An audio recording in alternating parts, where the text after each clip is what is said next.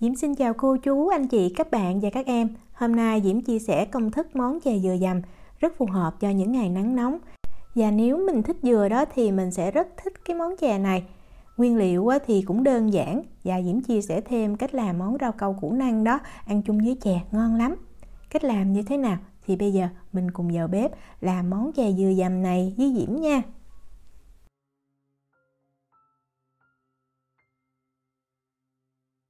Mình sẽ đi làm cái rau câu củ năng trước. Diễm có ở đây là 500ml nước. Rau câu củ năng này mình dùng rau câu giòn, Diễm dùng hiệu của Thái Lan nha. Và bây giờ mình cân ra đây là 12 gram rau câu giòn. Mình sẽ cho vào trong nước để mình ngâm. Về đường thì mình cần 120 gram. Cái rau câu này nó sẽ có cái vị ngọt nhẹ nha, như vậy mới ngon. Rồi mình dùng cái phối lòng đó mình sẽ khuấy cho đường tan. Khi mà đường đã tan xong, mình để cho rau câu nghỉ ít nhất là 30 phút ha. Như vậy khi mà mình nấu nó không có bị ra nước. Bây giờ mình đi chuẩn bị phần củ năng. Diễm có 150 gram củ năng. Củ năng bên đây thì mua tiện nhất là nó bán trong hộp như vậy. Có hai loại, có loại thì nó đã cắt lát sẵn hoặc là mình mua cái này thì nguyên củ. Củ năng mình sẽ cắt ra thành từng cái lát mỏng, sau đó mình cắt nhỏ nha. Cắt nhỏ như vậy để khi mà mình cho vào trong rau câu nó không có bị lắng bên dưới, nó sẽ đều ngon hơn. Rau câu sau khi mà mình ngâm được 30 phút thì bây giờ mình bắt lên bếp mình nấu. Mình để cái lửa lớn và mình khuấy đều nha. Như vậy tránh cho rau câu nó bị cháy hay nó dính ở bên dưới đó. Khi mà mình thấy nước rau câu bắt đầu nó sôi lên như vậy thì mình hạ xuống cái lửa trung bình hoặc lửa nhỏ, giữ làm sao cho rau câu nó sôi nhẹ nha. Nếu mà mình thấy có bọt thì mình cũng có thể hớt bọt, nhưng mà Diễm thấy không cần thiết. Đó, sau khi sôi nhẹ khoảng 1 phút thì bây giờ mình múc lên mình kiểm tra. Mình thấy cái nước rau câu nó trong vắt, không còn cái bột rau câu là được. Đó, nó trong như vậy. Thì Diễm sẽ lấy 500ml sữa tươi. Cái này là sữa tươi nguyên kem và không có đường ha. Mình cho vào. Và mình để cái lửa trung bình nè. Mình khuấy nhẹ. Mình nên khuấy ha. Tại không khuấy thì sữa nó rất là dễ bị cháy ở bên dưới. Khi mà mình thấy cái nước rau câu nó tỏa cái hơi nước lên thiệt là nhiều thì mình nhắc khỏi bếp ha. Mình đừng có nấu lâu quá thì cũng làm giảm cái độ béo của sữa và dễ bị cháy. Nhắc khỏi bếp thì Diễm sẽ để ở đây cho nó nguội chút xíu. Thỉnh thoảng mình sẽ tới mình khuấy nhẹ lên nha. Tại vì khi mà rau câu nó nguội đó, nó dễ đóng cái màng ở trên. Mình khuấy nhẹ và mình để rau câu nguội như vậy để nó sệt lại chút xíu. Khi mà mình cho cái củ năng vào nó không có bị lắng. Đó, cái này là Diễm đợi được khoảng 15 phút nè. Mình thấy cái nước nó vừa sệt như vậy là được. Mình sẽ lấy cái củ năng hồi nãy mình đã cắt nhỏ đó, mình cho vào. Mình cũng có thể tơi cái củ năng ra trước ha, tại vì khi mà mình cắt nó cũng dễ bị dính đó. Mình khuấy thiệt là đều, mình thấy cái củ năng nó hòa đều với lại cái nước rau câu. Cái nước rau câu cần sệt thì khi mà mình cho củ năng vào nó sẽ không có bị lắng. Thì mình có cái khuôn như thế nào ha, Diễm cho vào cái khuôn này. Và mình đợi cho rau câu nó đông đặc lại. Lưu ý là mình không có đậy nắp nha. Khi mà rau câu nó đông cứng rồi thì mình có thể mang mình cất vào trong tủ lạnh hoặc là mình ăn liền lúc đó cũng được luôn. Nhưng mà Diễm thấy cất vào trong tủ lạnh sẽ ngon hơn. Bây giờ mình đi làm cái phần rau câu dừa hay là thạch dừa. Diễm dùng cái nước dừa tươi này hiệu 3 cây tre nha. Với công thức này thì mình cần 1 lít nước dừa tươi. Và cái nước dừa này họ có cho thêm chút đường. Nếu mà mình dùng cái nước dừa tươi trong trái luôn thì mình nên điều chỉnh lại cái lượng đường ha. Diễm cho thêm 50 gram. Và rau câu thì mình sẽ dùng 8 gram rau câu dẻo ha. Rau câu dẻo để tạo cái độ dai, Diễm dùng cái hiệu này. Và để hạn chế cho cái rau câu dẻo nó ra nước thì Diễm có thêm 2 gram rau câu giòn. Cái này là tùy mình ha. Nếu mà mình không thích mình có thể dùng luôn 10 gram rau câu dẻo cũng được. Mình sẽ khuấy cho rau câu nó hòa đều với nước nè. Và thêm một cách để hạn chế cho cái rau câu dẻo này nó ra nước nữa, đó chính là mình sẽ cho thêm một chút xíu tinh bột vào. Tinh bột thì mình có thể dùng tinh bột bắp hoặc là tinh bột năng đều được. Diễm dùng 20 gram bột năng. Mình dùng cái phối lòng đó mình sẽ khuấy cho bột năng nó hòa đều. Rồi mình mang mình đi nấu rau câu liền luôn, mình không cần phải ngâm. Bắt nồi rau câu lên bếp thì mình để cái lửa lớn nha, và mình nấu, mình khuấy thiệt là đều.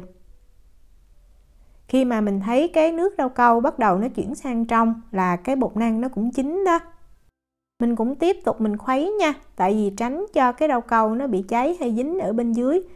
Và mình đợi cho cái nước rau câu nó sôi lên như vậy thì mình hạ xuống lửa nhỏ hoặc là lửa trung bình, mình giữ cho nó sôi nhẹ và mình nấu thêm khoảng 1 cho tới 2 phút nữa thì cái rau câu này nó đạt. Rau câu đạt là khi mình múc lên mình sẽ thấy cái nước nó trong vắt không còn thấy cái bột rau câu. Đó là như vậy. Thì mình nhắc khỏi bếp và mình cũng cho ra khuôn. Thì cũng giống như cái rau câu củ năng đó, khi mà cho ra khuôn rồi mình cũng không có đậy nắp và mình đợi cho cái rau câu này nó nguội, mình cất vào trong tủ lạnh ha.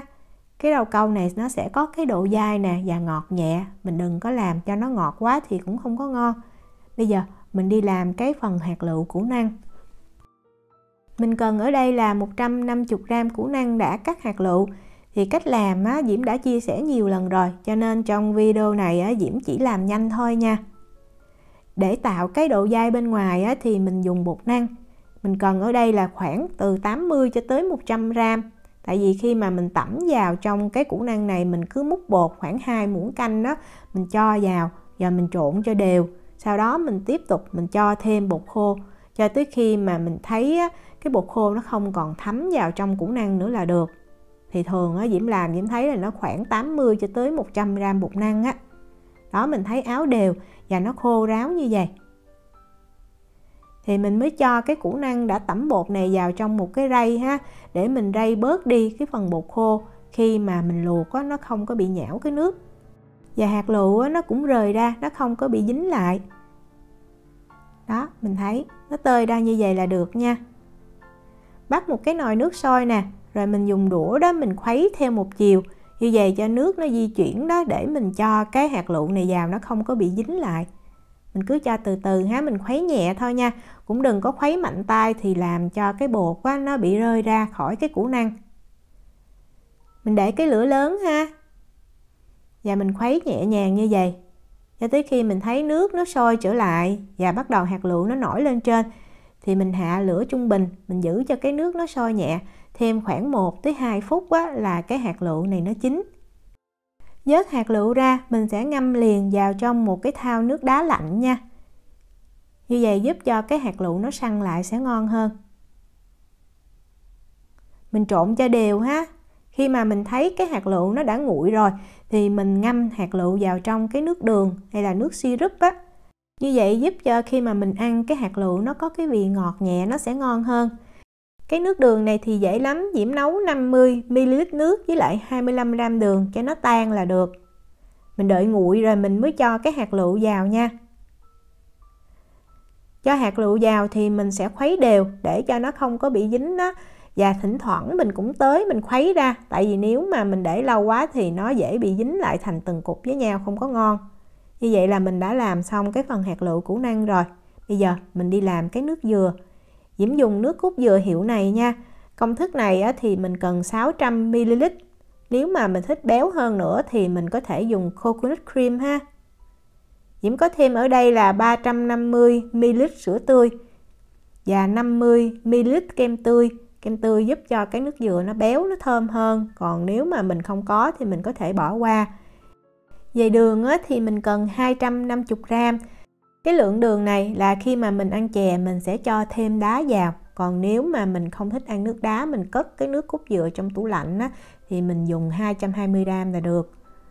Bắt lên bếp thì mình để cái lửa lớn nhất nha, và mình khuấy cho thiệt là đều. Diễm lưu ý là mình khuấy đều, và khi mà mình thấy cái nước cốt dừa này nó tỏ cái hơi nước lên là đạt, mình không nấu cho sôi nha. Nấu sôi sẽ làm giảm cái độ béo và nó dễ bị tách cái phần kem ra. Đó, vừa nóng là mình nhắc khỏi bếp. Mình tiếp tục mình khuấy nhẹ tí xíu, tại vì cái kem tươi với sữa nó dễ bị cháy đó. Như vậy là mình đã làm xong cái nước cốt dừa rồi. Khi ăn thì mình sẽ cắt cái rau câu củ năng này ra thành từng cái miếng nhỏ. Dưới cái công thức này thì mình sẽ múc được khoảng 20 ly hoặc là cái chén chè, tùy cái chén chè mình to hay nhỏ đó. Mình cắt cái miếng củ năng này nó có kích thước khoảng 2 x 2 cm là được. Phần rau câu thạch dừa đó thì mình cũng lấy ra và mình cắt thành từng cái lát mỏng ha. Với cái cách mà mình cho thêm bột rau câu giòn và tinh bột vào trong cái rau câu dẻo đó thì nó sẽ hạn chế cái ra nước thôi, nhưng mà không phải hoàn toàn, nó vẫn ra một tí xíu nước. Vì vậy khi nào ăn thì mình hãy cắt cái rau câu này ra. Chè dừa dầm thì không thể nào thiếu dừa được. Bên Diễm thì chỉ có cái dừa non bào sợi như vậy và loại đông đá, mình cần 100g. Còn nếu mà mình ở Việt Nam đó, mình tìm được cái cơm dừa non thì lại càng ngon hơn nữa. Chè này khi ăn thì mình có thể múc ra từng cái ly như vậy, hoặc là mình múc ra chén đều được ha. Mình cho cái rau câu củ năng nè, rồi cái thạch dừa nè, tiếp theo là hạt lựu, rồi mình chan nước cốt dừa lên. Nước cốt dừa thì mình chan nhiều chút ha, rồi cuối cùng thì mình sẽ cho dừa. Nếu mà nhà mình có tiệc đó thì mình cứ múc sẵn như vậy, và khi ăn mình sẽ lấy nước đá đó mình để kế bên, để ai mà ăn đá thì cho vào, dễ điều chỉnh cái độ ngọt nữa. Chè này mình có thể làm sẵn rồi mình cất vào trong tủ lạnh, hôm sau mình ăn cũng ngon luôn. Diễm chúc cô chú, anh chị, các bạn và các em làm được món chè dừa dầm thiệt là ngon. Nếu mà có thắc mắc gì thì cứ để lại lời nhắn hoặc là gửi tin nhắn cho Diễm. Diễm cảm ơn sự quan tâm theo dõi video rất là nhiều. Hẹn gặp lại trong những video tiếp theo. Chào tạm biệt.